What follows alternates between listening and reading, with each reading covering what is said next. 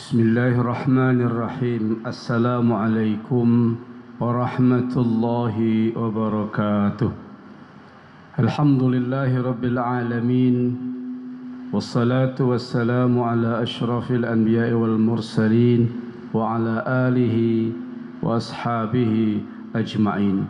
Ya Rabbana lakal hamdu kama yanbaghi li jalali wajhikal karim wa azimi sultanik.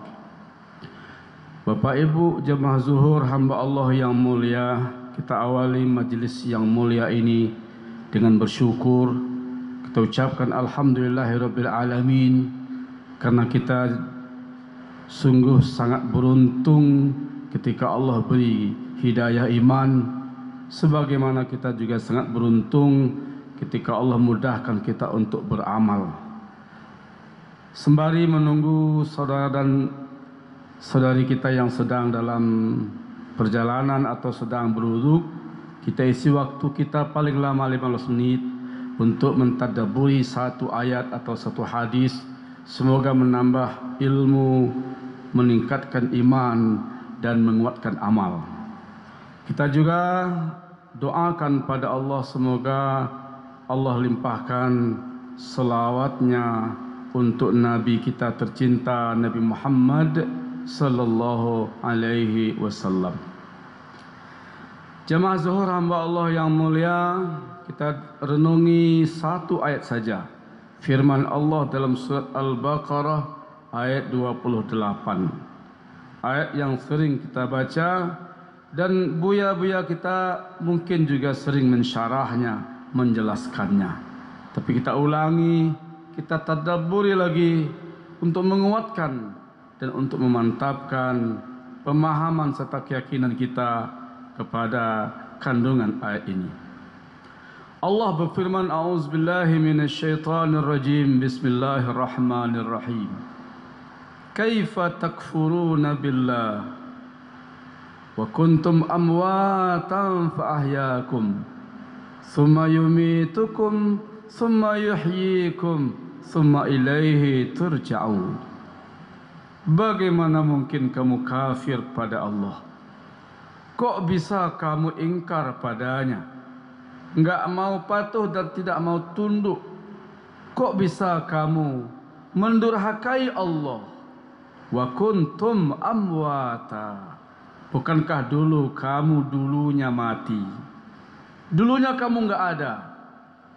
Fa ahyakum. Lalu Allah lah yang menghidupkan kamu. Allah yang menciptakan kamu. Summa yumitukum. Lalu kamu yang hidup ini akan dimatikan kembali. Allah akan matikan semua yang hidup ini lagi. Summa yuhyikum. Lalu semua yang mati Allah hidupkan kembali. Summa ilaihi turja'un. Kemudian semuanya akan kembali kepada Allah. Inna lillahi wa inna ilaihi raji'un.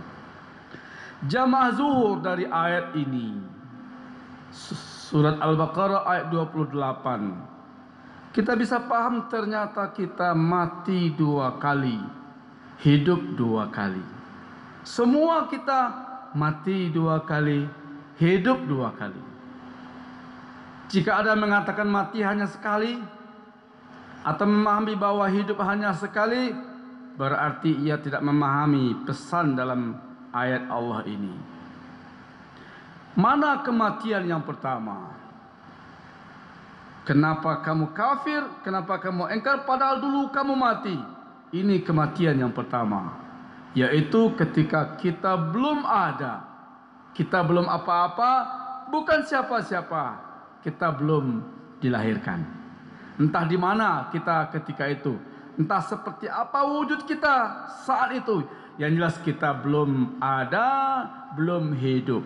Berarti kita semua pernah mati. Dan itulah kematian yang pertama.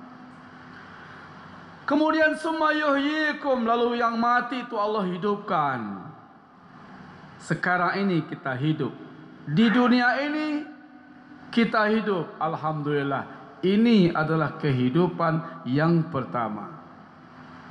Kehidupan al-ula. kehidupan di dunia. Tapi kehidupan di dunia ini tidak lama, tidak selamanya. Ada batasnya, ada ajalnya. Dan itu Allah tegaskan dalam surah Ali Imran 185. Kullu nafsin za'iqatul maut. Semua yang hidup saat ini akan mati. Semua yang bernyawa hari ini ada ajalnya. Semua tanpa terkecuali.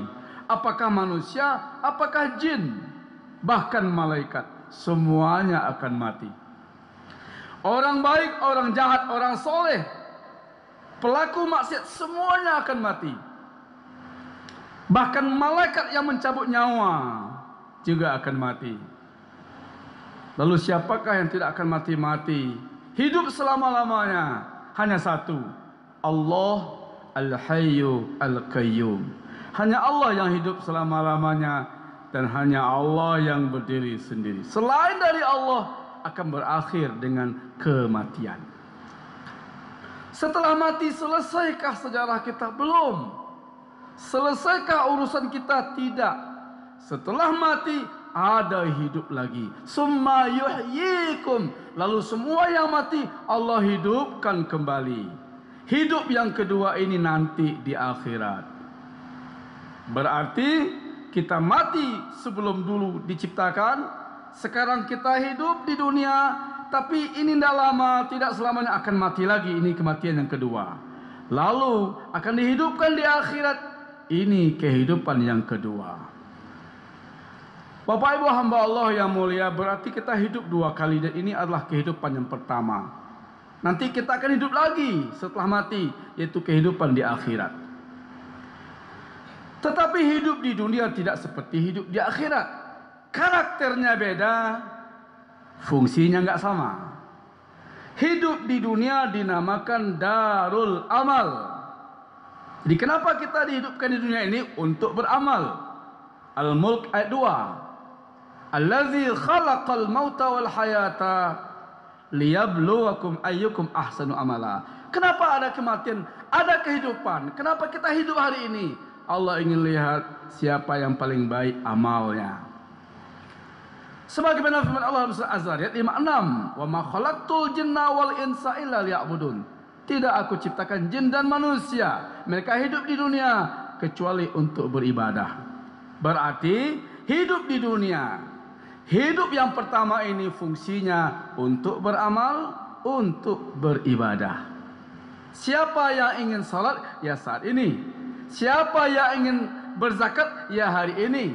Siapa yang mau berbuat baik, ya mumpung masih hidup di dunia ini. Kenapa? Dunia darul amal.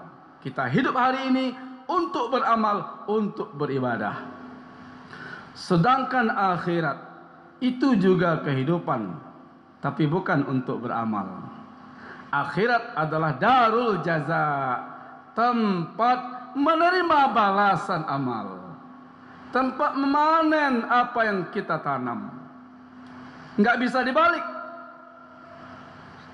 Dunia tempat beramal, akhirat tempat menerima hasil amal. Tidak bisa dibalik. Hari ini kita santai saja, nggak ngapa-ngapain, lalu nanti setelah di akhirat baru mau beramal. Oh, nggak bisa. Nggak boleh ada perkataan yang kini-kini, yang bisik-bisik lo dikaji, besok nggak bisa lagi ngaji. Kalau mau ngaji hari ini, kalau mau beramal saat ini, kalau mau berbuat baik mumpung masih hidup. Adapun akhirat itu tidak ada lagi amal. Maka siapa yang ingin beramal di akhirat tidak akan bisa. Siapa yang ingin beriman di akhirat tidak diterima. Siapa yang ingin bertaubat di akhirat tidak akan Allah kabulkan. Maka jemaah zuhur hamba Allah yang mulia, bacalah ayat-ayat Al-Quran yang menceritakan seperti apa dan bagaimana orang-orang yang hidup di kehidupan akhirat nanti. Kenapa mereka menangis? Kenapa mereka menyesal? Dan apa keinginan mereka? Apa permintaan mereka? Keinginan orang ketika hidup di akhirat nanti adalah agar ia dikembalikan ke dunia supaya ia bisa beramal. Agar mereka dihidupkan kembali supaya ia bisa beriman. agar diberi kesempatan yang kedua supaya ia bisa berbuat baik, tapi enggak bisa. Di akhirat tidak ada lagi cerita untuk bertaubat, tidak ada lagi cerita untuk beriman, dan tidak ada lagi peluang untuk beramal. Satu-satunya peluang dan kesempatan bagi kita jika ingin beriman dan beramal, jika ingin berbuat baik, ingin sholat, ingin ke masjid, ingin dengan pengajian, ingin berzakat, ingin berbakti pada orang tua, ingin memberi kontribusi pada negara, membantu sesama. Kalau itu keinginan kita, jangan tunggu hari esok, jangan tunggu mati, karena kesempatan itu hanya saat ini. Kesimpulannya, Bapak Ibu yang hamba Allah yang mulia, kita alhamdulillah masih hidup di dunia, berarti masih ada kesempatan untuk beramal. Saat ini kita masih hidup di kehidupan yang pertama, berarti masih ada peluang untuk bertaubat, masih ada kesempatan untuk memperbaiki apa yang rusak, masih ada momen untuk mengerjakan kebaikan yang dulu luput kita kerjakan. Masalahnya hanyalah waktu yang tersisa entah berapa lama lagi. Yang jelas kita yakin waktu yang sudah kita habiskan jauh lebih banyak ketimbang kemungkinan waktu yang tersisa. Umur yang sudah kita lewati jauh lebih panjang ketimbang peluang hidup yang masih ada. Tetapi sungguh pun waktu kita tinggal sedikit, sisanya tidak seberapa, umur yang masih ada mungkin tidak lama. Tapi jika yang sedikit ini kita benar-benar gunakan sebaik mungkin, seefektif mungkin untuk beramal, untuk bertaubat, untuk berbuat baik, untuk berkontribusi, untuk melakukan kebajikan dan kebajikan, insya Allah walau sedikit, yang terakhir ini jika baik, itu namanya husnul khatimah. Mungkin dulu kita nggak ngerti, kita belum paham. Selama ini waktu kita habis begitu, kita nggak paham bahwa hidup ini untuk beriman, untuk beramal, sehingga kita sia-siakan sebagian besar umur kita untuk mencari dan mencari sesuatu yang belum sempat kita nikmati, tapi sebagian besarnya kita tinggalkan. Ya sudah, itu sudah berlalu, tak mungkin lagi bisa dikejar, tidak mungkin lagi bisa diambil dan dijemput. Maka fokus pada yang tersisa. Pada waktu yang tersisa ini, gunakan sebaik mungkin untuk beramal, untuk bertaubat, dan berjanjilah dan bertekadlah bahwa kita akan mengisi hari-hari yang tersisa ini, yang mungkin gak lama lagi. Bisa jadi ini tahun terakhir kita, mungkin saja ini bulan terakhir kita, atau ini minggu terakhir kita, atau siapa tahu inilah hari terakhir kita.